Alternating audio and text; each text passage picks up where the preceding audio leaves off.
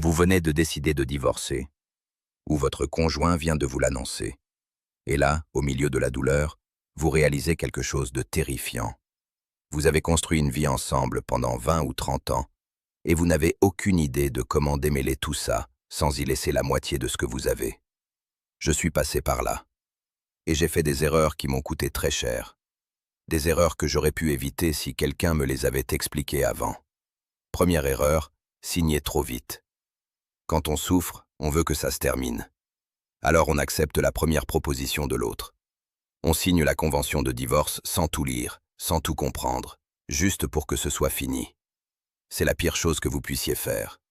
En France, le niveau de vie chute en moyenne de 20% après un divorce. Pour les femmes après 50 ans, cette perte peut atteindre 25 à 30%. Ce n'est pas le moment de faire des concessions que vous regretterez pendant 20 ans. Prenez le temps. Consultez un avocat spécialisé avant de signer quoi que ce soit. Pas l'avocat du couple, le vôtre. Deuxième erreur, oubliez la retraite dans le partage. C'est l'erreur que font presque tous les gens qui divorcent après 50 ans. On pense à la maison, au compte bancaire, à la voiture. Mais on oublie la retraite.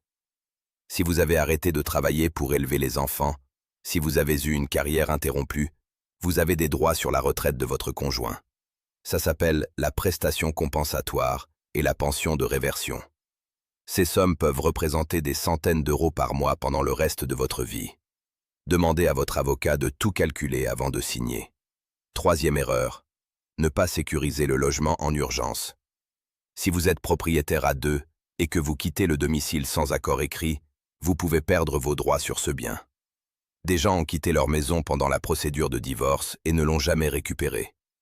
Ne bougez pas sans avoir un document signé par les deux parties ou une ordonnance du juge. Divorcer après 50 ans, c'est une épreuve. Mais ce n'est pas une condamnation. Des milliers de personnes ont traversé ça et ont reconstruit une vie plus belle, plus libre, plus honnête.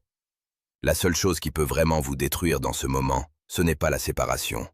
C'est une mauvaise décision prise sous l'émotion. Prenez soin de vous. Abonnez-vous pour la suite.